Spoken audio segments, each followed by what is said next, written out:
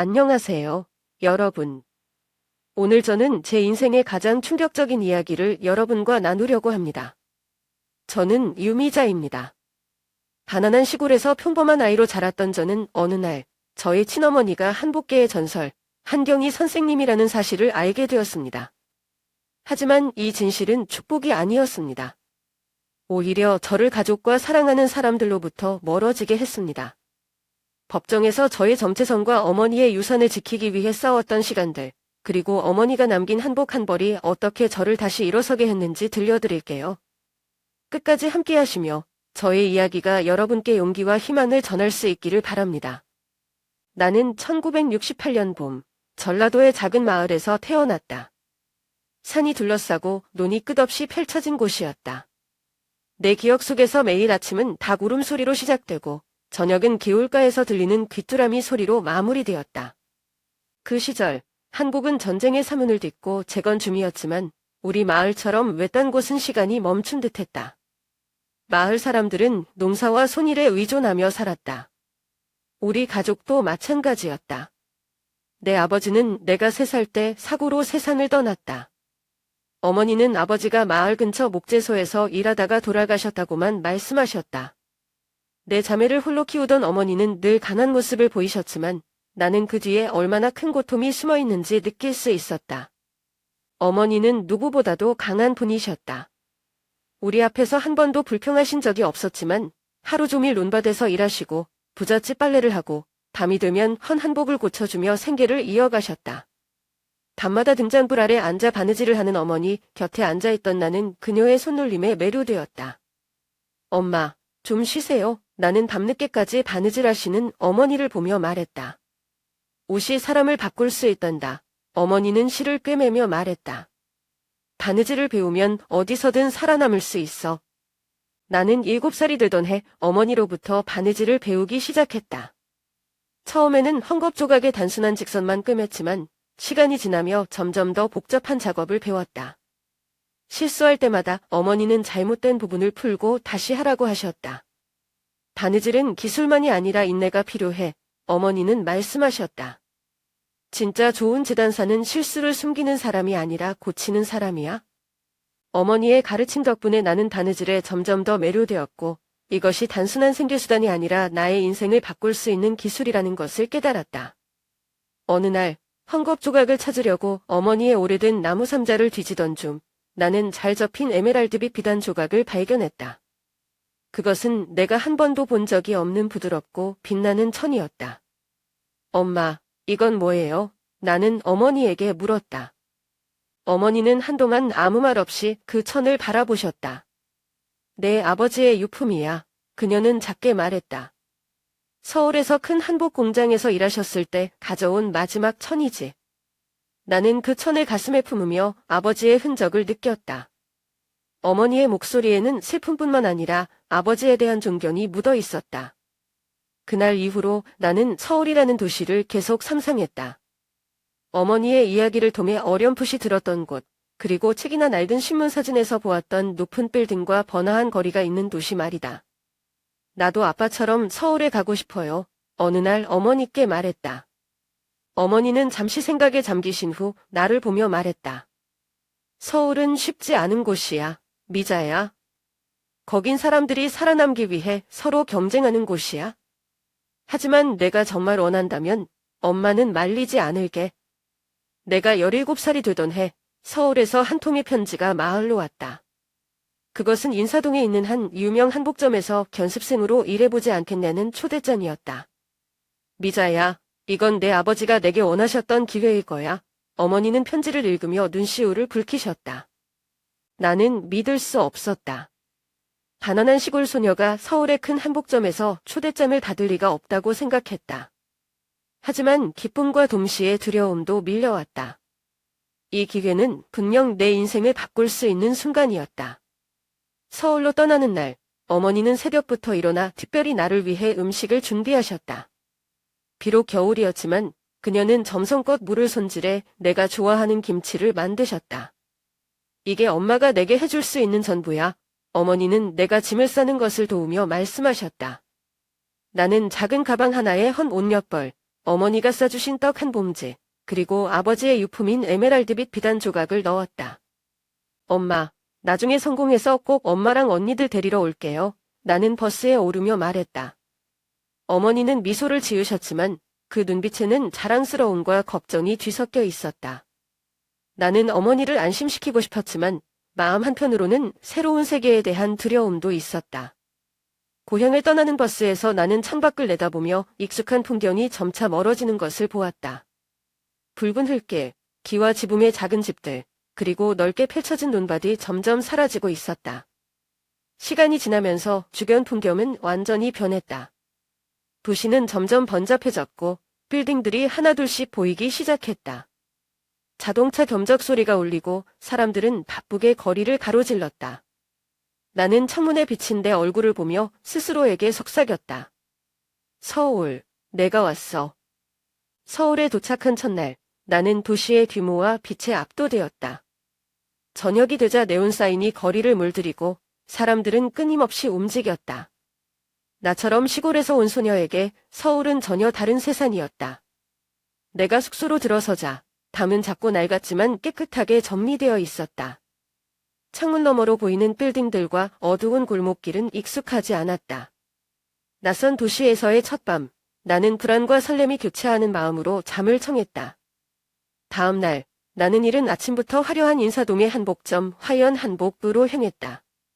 가게는 고풍스러운 기와 지붕을 가진 3층 건물이었다. 유리창 너머로 보이는 한복은 내가 상상했던 것보다 더 화려하고 정교했다. 안녕하세요. 유미자입니다. 여기서 일하게 되었습니다. 문을 열고 들어서자 한경희 선생님이 나를 바라보았다. 그녀는 짙은 보라색 한복을 입고 있었고 눈빛은 예리하면서도 단단했다. 잘 들으세요. 이곳은 서울에서 가장 유명한 한복점 중 하나입니다. 여기서 일한다는 것은 큰 영광이지만 그만큼 책임도 막중합니다. 그녀의 목소리는 차갑고 엄격했지만 나는 그녀의 말을 한마디도 놓치지 않으려 귀를 기울였다. 처음 몇 주는 정말 힘들었다. 나는 바느질을 배우기 전에 가게를 청소하고 천을 정리하고 고개경차를 준비하는 일부터 시작해야 했다. 조금이라도 실수를 하면 한경희 선생님의 꾸지람이 쏟아졌다. 이 천을 이렇게 접으면 주름이 생기지 않겠어? 기본도 모르는 사람이 여기서 뭘 할 수 있겠나? 나는 매일 밤 숙소로 돌아오며 눈물을 삼켰다. 하지만 마음속 깊이 어머니의 말씀이 떠올랐다. 인내심 없이는 아무것도 얻을 수 없다. 어머니의 가르침이 나를 지탱해 주었다. 시간이 흐르면서 나는 조금씩 작업의 흐름을 익혀갔다. 기본적인 바느질에서 시작해 천을 재단하고 작은 장식을 손수 만드는 일도 맡게 되었다. 한 번은 선생님이 어려운 디자인 작업을 맡겼다. 나는 밤을 새워가며 최선을 다했다. 다음 날 아침, 그녀는 완성된 한복을 살펴보더니 살짝 미소를 지었다. 내가 조금씩 성장하고 있구나. 계속 그렇게 해? 그 짧은 칭찬이 내게는 큰 힘이 되었다. 그날 이후 나는 더 많은 책임을 맡게 되었고 선생님은 나를 조금 더 신뢰하기 시작했다. 한복점에서 일한 지 1년쯤 되었을 때 나는 우연히 2층 작업실에서 편지를 발견했다. 선반 뒤에 숨겨진 봉투 속에는 몇 장의 편지가 있었다. 봉투를 열어보니 편지에는 내가 익히 아는 글씨체가 있었다. 이건 어머니 글씨?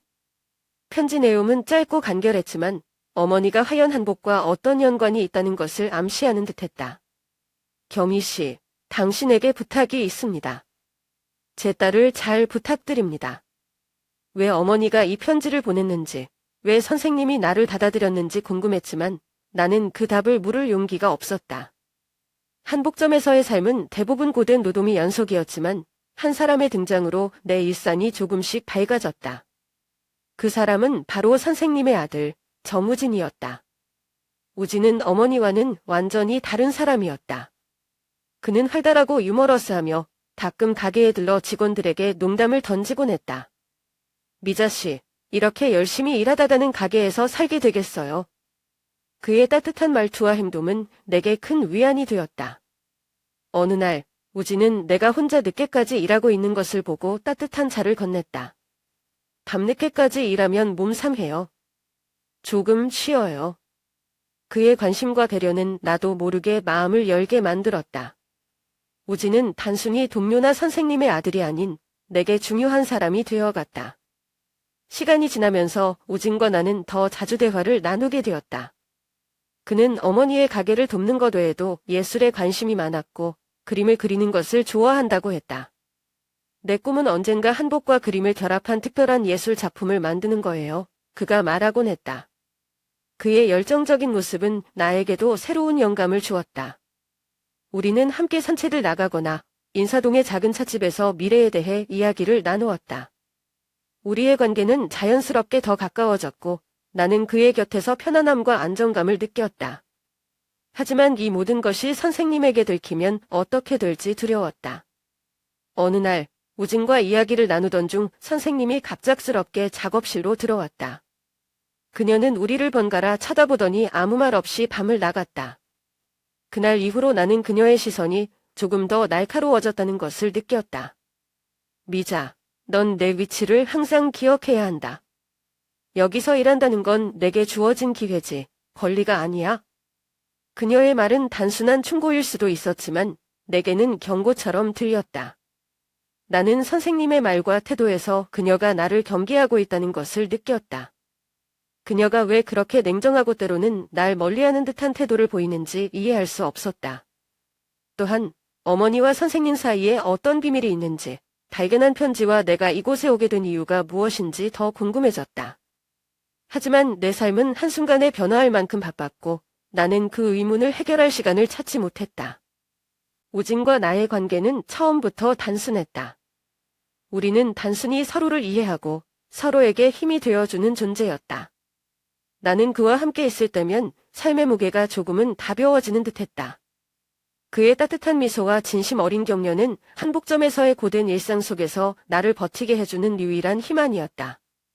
하지만 그날 우리의 관계가 한경희 선생님에게 들켰을 때 모든 것이 변했다. 미자. 내가 감히 내 아들과 사랑에 빠질 자격이 있다고 생각해. 그녀의 목소리는 마치 천둥처럼 울렸다. 나는 그녀의 갑작스러운 분노에 얼어붙었다. 선생님. 우진 씨와 나는 변명하려 했지만 그녀는 내 말을 끊었다. 너 같은 아이가 우리 가족에 들어올 수 있다고 생각했니? 너는 이 가게에 일하러 온 거지. 우리 집에 발을 들여놓으라고 온 게 아니야. 그녀의 눈빛은 날카롭고 차가웠다. 그 순간 나는 왜 그녀가 나를 이렇게 싫어하는지 이해할 수 없었다. 그녀는 언제나 나를 엄격하게 대했지만 이번에는 단순히 엄격함을 넘어선 적대감이 느껴졌다. 그 일이 있은 후 나는 한복점에서 점점 더 숨이 막히는 것을 느꼈다. 그녀의 날카로운 시선이 언제나 나를 따라다녔고 나는 더 이상 그곳에서 환영받지 못한다는 것을 알았다. 우진은 나를 안심시키려 했다. 미자, 엄마가 뭐라고 해도 신경 쓰지 마. 우리가 함께라면 다 이겨낼 수 있어. 그의 말은 진심이었지만 나는 우리 관계가 한경희 선생님을 이렇게 화나게 했다는 사실이 마음에 걸렸다. 결국 나는 떠나기로 결심했다. 내가 이곳에 머무는 한 우진도 나도 편안해질 수 없다는 것을 알았다. 이 사랑이 진심이라 해도 더 이상 지속할 수 없었다. 하지만 떠나기 전 나는 한 가지 답을 얻어야 했다. 그녀가 나를 이렇게까지 싫어하는 이유를 알아야만 했다. 나는 그녀의 작업실로 향했다. 방 안은 어둡고 그녀는 책상 위에 펼쳐진 천을 바라보고 있었다. 그러나 그녀의 손은 움직이지 않았고 공기는 무겁게 가라앉아 있었다. 선생님, 나는 침착하려 애쓰며 말했다. 제가 왜 이렇게 미움을 받는지 알고 싶어요. 왜 저와 우진 씨를 반대하시는지, 왜 저를 그렇게 싫어하시는지 이유를 알고 싶어요. 그녀는 천천히 고개를 들었다. 그녀의 눈빛은 항상 차갑고 날카로웠지만 그날은 다른 감정이 숨어 있었다. 슬픔과 고통, 그리고 깊은 갈등이 그녀의 눈에 비쳤다. 미자, 너는 내 자신이 누구인지 모른다. 그녀의 목소리는 낮고 흔들렸지만 그 말은 나를 완전히 얼어붙게 만들었다. 내가 내 딸이기 때문이다. 나는 그녀의 말에 경악했다. 뭐라고요? 선생님이 제 어머니라고요? 그녀는 고개를 끄덕이며 한숨을 쉬었다. 그래. 너는 내가 결혼도 하기 전에 낳은 아이야. 그 당시 내 상황에서는 너를 키울 수 없었어. 그래서 너를 시골로 보낼 수밖에 없었다. 그녀는 천천히 말을 이어갔다. 나는 내가 평범한 삶을 살게 달았다. 내가 짊어져야 했던 부담과 비밀을 내가 알게 하고 싶지 않았다. 그래서 너를 멀리 보내는 것이 최선이라고 생각했다. 그녀의 말이 끝나자 나는 온몸이 무너지는 듯한 기분을 느꼈다. 그녀가 내 어머니라니. 내가 평생 꿈꿔왔던 어머니의 모습은 따뜻하고 나를 지켜주는 존재였다. 그런데 내 눈앞에 있는 사람은 차갑고 나를 배척하기만 했던 한경희 선생님이었다. 왜요? 나는 울음을 삼키며 말했다. 왜 저를 버리셨나요? 왜 저를 여기로 보내놓고도 사실을 숨기셨나요? 그녀는 대답하지 못하고 고개를 숙였다. 그녀의 침묵은 나를 더욱 아프게 했다. 그날 밤 나는 그녀의 진심을 들었지만 그럼에도 불구하고 그녀를 용서할 수 없었다. 그녀는 나를 보호하려 했다고 말했지만 나는 그 모든 것이 변명이었다고 느꼈다. 저는 여기서 더 이상 있을 수 없어요. 나는 떨리는 목소리로 말했다. 저는 제 인생을 제가 만들어야겠어요. 선생님. 아니, 어머니가 저를 사랑하셨다 해도 저는 그 사랑을 느끼지 못했어요. 그녀는 아무 말도 하지 않았다.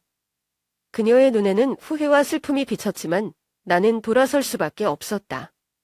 나는 한복점을 떠나며 다시는 돌아오지 않겠다고 다짐했다. 나는 내 인생을 새로 시작해야 했다. 1985년 가을, 나는 밤늦게 한 통의 전화를 받았다. 수화기 너머로 한복점 직원의 떨리는 목소리가 들렸다. 선생님께서 교통사고로 돌아가셨습니다. 나는 말을 잃었다. 세상이 멈춘 것 같았다. 경희 선생님과의 관계는 복잡하고 힘들었지만 그녀는 나의 생모였다. 나는 그녀를 충분히 이해하지도 사랑하지도 못한 채 그녀를 떠났고 이제는 다시 만날 기회조차 영원히 사라졌다. 장례식 날 나는 한복점으로 돌아갔다. 가게는 여전히 웅장하고 전발했지만 공기는 차갑고 무거웠다. 직원들은 나를 외면했고 우진은 한마디도 하지 않았다. 그러나 관 앞에서 그의 손이 떨리고 눈물을 닦아내는 모습을 보며 그의 슬픔이 얼마나 깊은지 알 수 있었다. 며칠 후 나는 한복점으로 다시 초대되었다. 겸희 선생님의 유언장이 변호사 사무실에서 공개될 예정이었다. 나는 테이블 끝에 앉아 긴장된 마음으로 기다렸다. 방 안에는 한복점의 주요 주주들과 우진이 함께 있었다. 변호사가 유언장을 읽기 시작했다. 본인은 사망 후 한복점 화연의 모든 소유권을 본인의 친딸인 유미자에게 상속합니다. 그 말이 끝나자마자 방 안은 얼어붙은 듯 조용해졌다. 모두가 나를 바라봤고 나는 그들의 시선을 온몸으로 느꼈다. 한나이 든 주주가 벌떡 일어나 말했다. 이건 말도 안 됩니다. 유미자는 선생님의 친딸이 아닙니다. 이 유언자는 분명히 잘못된 것입니다. 다른 주주들도 즉시 동조하며 목소리를 높였다. 우리는 이 결정을 받아들일 수 없습니다. 그녀에게는 이 가게를 맡길 자격이 없습니다. 나는 모든 소리를 듣고 있었지만 머릿속은 혼란으로 가득했다. 내가 친딸임을 증명할 유일한 사람인 경희 선생님은 이제 이 세상에 없었다. 그들의 반박에 맞설 자신이 없던 나는 침묵 속에서 고개를 숙이고 있었다. 그때 우진이 입을 열었다. 저도 동의합니다. 화연은 어머니의 전생애를 바친 곳입니다.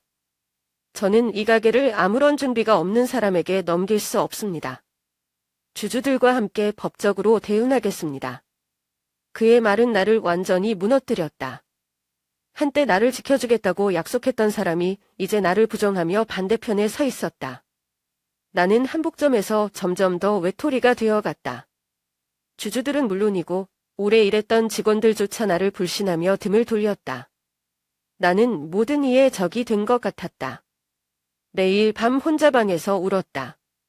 나는 정말 잘못된 선택을 한 걸까? 내가 여기에 머물 권리가 있는 걸까? 끝없이 자책하며 스스로를 의심했다. 어느 날 밤, 나는 경희 선생님의 작업실을 정리하다가 낡은 서랍에서 작은 나무 상자를 발견했다. 상자를 열어보니 그 안에는 에메랄드빛의 아름다운 한복이 접혀 있었다. 나는 그 한복을 펼치다 깜짝 놀랐다. 한복 안쪽에 정교하게 수놓인 작은 문양이 눈에 들어왔다.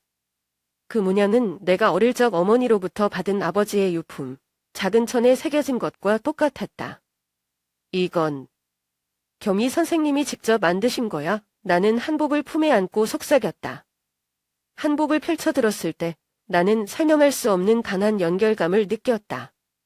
부드럽고 은은하게 빛나는 비단의 질감과 정교하게 수놓인 자수들이 마치 말없이 나를 위로하는 듯했다. 그리고 한복 안쪽에서 발견한 작은 문양이 나의 시선을 사로잡았다. 그 문양은 단순한 꽃 한 송이처럼 보였지만 내게는 익숙한 것이었다. 어릴 적 어머니가 소중히 간직했던 천 조각에서도 이 문양을 본 기억이 떠올랐다. 어머니는 그것이 아버지가 남긴 유일한 유품이라고 말씀하셨다. 나는 한복을 꼭 안으며 눈물이 흘렀다. 이 한복은 단순히 옷이 아니었다. 경희 선생님이 나를 위해 남긴 마지막 메시지 같았다. 다음 날 아침, 나는 이 한복을 변호사에게 가져갔다. 변호사는 한복을 보자마자 매우 진지한 표정으로 살펴보기 시작했다. 유미자 씨, 이 한복은 단순한 작품이 아닙니다. 변호사는 한복 안쪽에 새겨진 문양을 가리키며 말했다. 한복 디자이너들은 종종 중요한 작품에 자신만의 서명을 남기곤 합니다. 이 문양이 바로 그 증거입니다.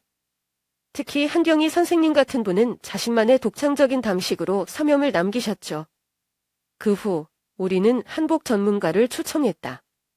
그는 40년 넘게 한복을 연구한 전문가로 경희 선생님과도 개인적으로 친분이 있었다고 했다. 전문가는 한복의 문양을 몇 분간 유심히 살펴본 후 고개를 끄덕이며 말했다. 이건 분명히 한경희 선생님이 만드신 작품입니다.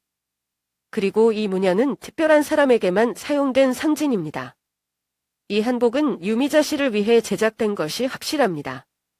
그의 확신의 첫말은 내게 큰 위로와 희망을 안겨주었다. 경희 선생님이 직접 남긴 증거라면 이제 내가 그녀의 친달임을 증명할 수 있을 것이다. 변호사는 한복의 문양에 대해 더 자세히 설명했다.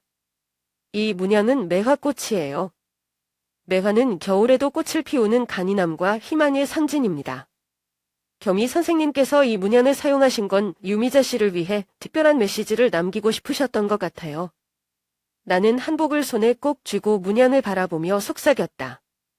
어머니는 말로 표현하지 못했던 감정을 이 문양에 담으셨군요. 아마도 그랬을 겁니다. 변호사가 부드럽게 말했다. 말로는 못했지만 이 한복은 그녀가 당신을 얼마나 사랑했는지 보여주는 증거입니다. 우리는 이 한복을 법정에서 결정적인 증거로 사용하기로 했다. 변호사는 한복 전문가들과 함께 추가적인 자료를 준비하며 이 문양이 경희 선생님의 친달임을 증명할 수 있는 강력한 근거라고 설명했다. 나는 이 한복을 더할 나위 없이 소중히 다루었다. 먼지를 닦고 주름을 펴며 한복의 매무새를 다듬었다. 이 옷은 단순한 한복이 아니었다. 그것은 나와 어머니의 연결고리였고 잃어버린 진실을 되찾는 열쇠였다. 법정에 나가기 전날 밤 나는 한복을 들고 화연 한복점으로 갔다. 이 한복을 다시 그곳에 두고 싶었다. 그곳은 경희 선생님이 일생을 바친 곳이고 이 한복이 가장 잘 어울리는 장소였다. 가게 안은 고요했다. 정리된 천들과 작업 도구들이 그대로 놓여 있었다. 나는 경희 선생님의 작업대 위에 한복을 조심스럽게 펼쳐두었다. 어머니, 제가 이곳을 지킬게요. 그리고 어머니의 사랑을 증명해 보일 거예요. 나는 눈물을 참지 못하고 속삭였다. 법정에서 우리는 이 한복을 증거로 제출했다. 변호사는 한복의 문양과 그 의미를 설명하며 그것이 경희 선생님과 나 사이의 관계를 보여주는 강력한 증거임을 주장했다. 한복 전문가가 증언대에 서서 말했다. 이 문양은 한경희 선생님께서 특별히 사용하신 것으로 그녀의 작품임을 나타내는 서명입니다. 이 문양이 사용된 한복은 오직 가족이나 가까운 이들을 위해 제작된 것입니다. 따라서 이 한복은 유미자 씨와 한경희 선생님의 관계를 증명하는 중요한 증거입니다. 법정 안은 침묵에 휩싸였다. 주주들은 더 이상 반박하지 못했고 우진 역시 고개를 숙인 채 아무 말도 하지 않았다. 법정 판결은 내가 화연 한복점의 정당한 상속자임을 인정했다. 비록 승소했지만 나는 마음 한구석이 여전히 허전했다. 한복을 다시 바라보며 나는 다짐했다. 어머니, 이제부터는 제가 어머니의 뜻을 이어가겠습니다. 화연을 지키고 한복의 아름다움을 전하는데 제 인생을 바칠게요. 법정에 들어섰을 때 당 아는 사람들로 가득 차 있었다. 모든 시선이 나를 향했고 나는 이곳에서 내가 누구인지를 증명해야 한다는 무게감을 느꼈다. 내 손에는 작은 나무 상자가 있었다. 그 안에는 내가 가진 가장 중요한 증거인 에메랄드빛 한복이 담겨 있었다. 한복은 판사 앞 테이블에 놓였고 당 안은 숨소리조차 들리지 않을 정도로 고요해졌다. 내 변호사가 입을 열었다. 존경하는 재판장님, 이 한복은 단순히 옷이 아니라 유미자 씨가 한경희 선생님의 친딸임을 증명하는 중요한 증거입니다.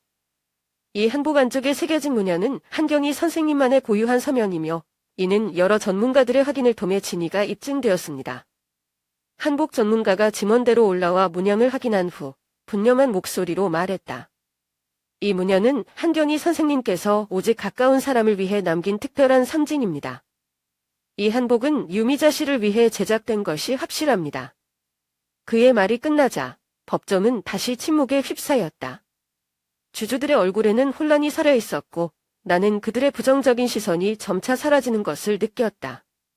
변호사는 한복 외에도 또 다른 증거를 제시했다.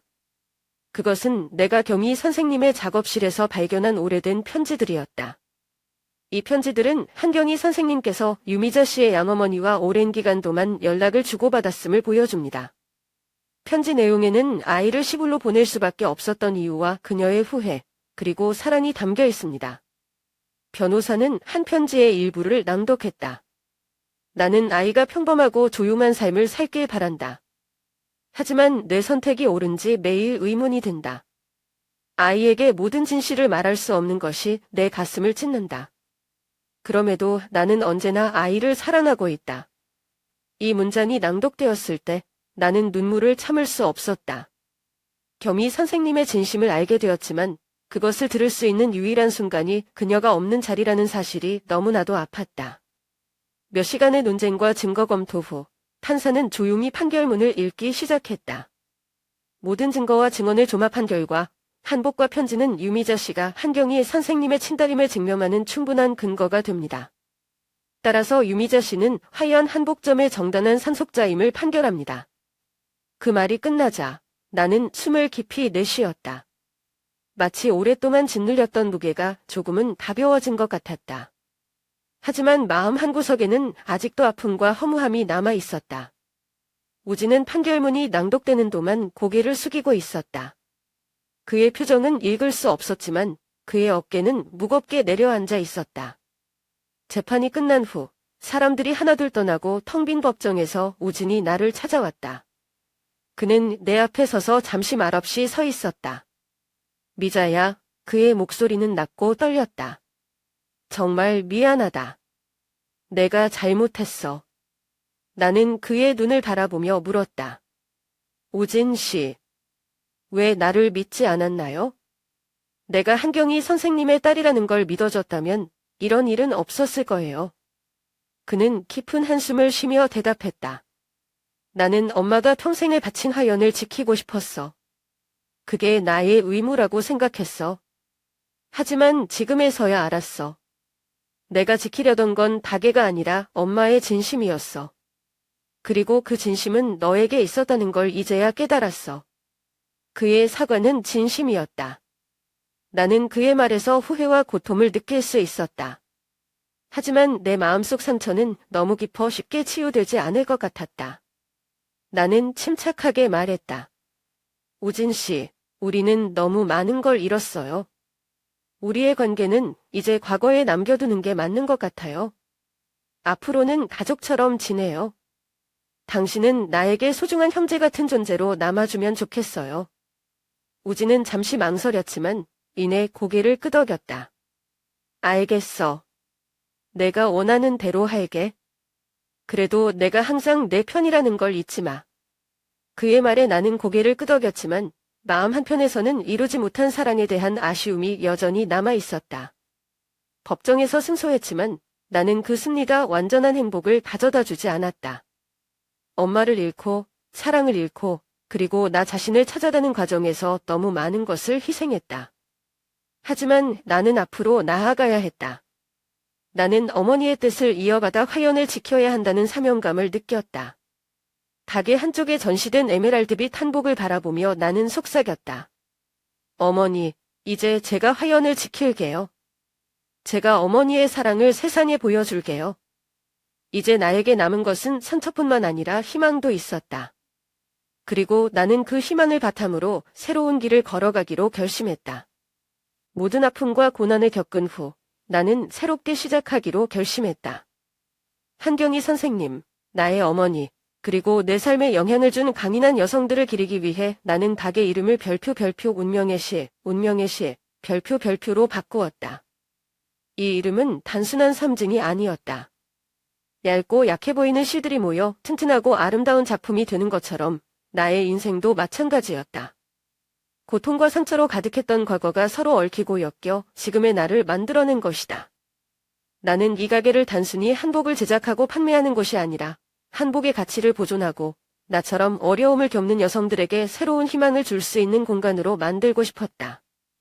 무료 바느질 교실을 시작한 것은 내 과거를 떠올리며 떠오른 아이디어였다. 어릴 적 어머니가 내게 처음 바느질을 가르쳐주며 느꼈던 희망을 다른 여성들에게도 나누고 싶었다. 나는 지역신문과 여성지원센터를 통해 교실을 홍보했고 첫 수업에 5명의 여성들이 찾아왔다. 그들의 눈빛에는 삶에 지친 흔적이 있었지만 동시에 무언가를 배워 새로운 시작을 하고자 하는 열망도 엿보였다. 첫날 나는 학생들에게 말했다. 실과 바늘로 새로운 인생을 꿰매보세요. 첫 바느질이 완벽하지 않아도 괜찮아요. 중요한 건 꾸준히 이어가는 것입니다. 시간이 흐르면서 학생들의 수는 점점 늘어났다. 싱글맘, 나이 든 여성, 그리고 다시 사회로 나가고 싶은 젊은 여성들까지 다양한 사연을 가진 사람들이 찾아왔다. 나는 단순히 바느질 기술만 가르치는 것이 아니라 나의 이야기를 나누며 그들에게 용기와 희망을 주고 싶었다. 가게가 점점 알려지면서 큰 브랜드들로부터 협업 제안이 들어오기 시작했다. 그들은 나에게 가게를 전국적으로 확장하자는 제안을 했고 큰 수익을 약속했다.